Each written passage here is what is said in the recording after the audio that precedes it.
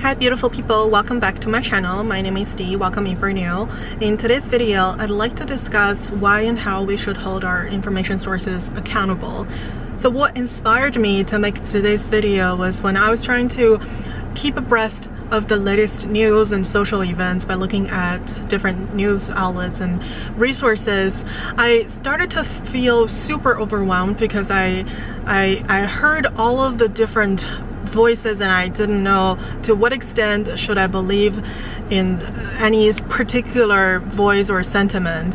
And that just kind of reminded me of this lesson I taught when I was still teaching writing class, and we talked about the three most commonly used rhetoric of persuasion, which are logos, pathos, and ethos.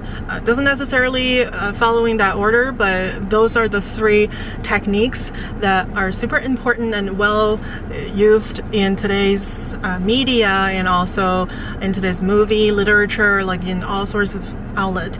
And that just reminded me of how we should perceive all the information we're presented with today. So first of all, let me explain what those techniques are respectively. First, logos.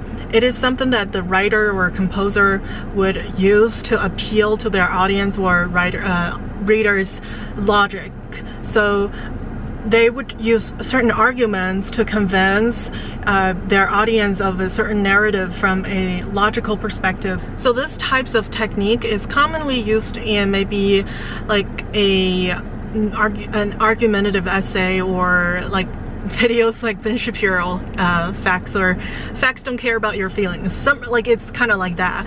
And then the next technique is called pathos. So pathos is something that's more commonly used today in the media because it appeals to the most people because it evokes audience emotions to feel for something and thus believe in certain sentiments. It doesn't have to be logically sound, but the point is to use this technique to stir up people's certain emotion and make people resonate with what the message is all about. For example, you might actually run into some commercials about non-profit maybe organizations for saving pets or saving wild animals. Maybe you've seen that one commercial about saving the polar bears and that they're kind of dying, appealing to our empathy to feel for polar bears and then make donations to help them. That is a super effective method to appeal to the audience and then convince them of a certain narrative. And then the final one is ethos. This one is also pretty commonly used, which the writer or the video content creator appeals to an authoritative figure to convince the audience of a certain fact. For example, when the news outlets find maybe doctors like Dr. Fauci to talk about coronavirus, because he is a reputable doctor, it doesn't matter what he has done, he's very well known in his field and thus his words hold weight. However, I've talked about why those methods could be effective. Now I feel like there are a lot of downfalls to those techniques, and it is pretty obvious for the pathos. Sometimes it only appeals to people's emotions without much fact checking. So sometimes it can be exploitive and even predatory for people who are emotionally vulnerable. And you often see this in a lot of news outlets today, that they're showing only selective, this technique is called cherry picking. So they're picking specific narratives or specific footages of a certain event to show you so that you're only seeing that side, and then it stirs up your emotions so that you are convinced that that is the whole story. So because you feel for what you've seen in those footages, that you are bought into what the news outlet is trying to tell you. And that sometimes is very sneaky in my belief, live, and then sometimes people would overlook the fact because most people don't have the time to, most people don't bother to fact check about any sort of things they've seen on the TV. People who actually took the time to do research and get to know what the whole thing is all about, those people are not among the majority. And then you get the ethos, even though the authorities, including celebrities, because they're so well known that people automatically look up to them in certain to some extent, especially for the younger people who haven't formed their independent worldview yet, and they're very easily influenced by these celebrities because that was what they've known the most. And then in that case, what if the authorities are wrong? I mean, even though they're experts in their fields, in certain fields and in certain industries, that's what made them famous and well known, well reputable, but that doesn't guarantee that they are flawless because they are still humans. And just because they have maybe a 99.9% of correct, accurate rate, there's still that chance of 0.1% of the failing rate. What if the things they're preaching about happens to fall into that 0.1%? I'm not gonna lie, personally, I lean towards logos the most because I feel like you have to do a lot of research, while the writers or the composers themselves have to do a lot of research in advance to be able to form a sound logic to convince their audience. That's why it has maybe more reliability to it.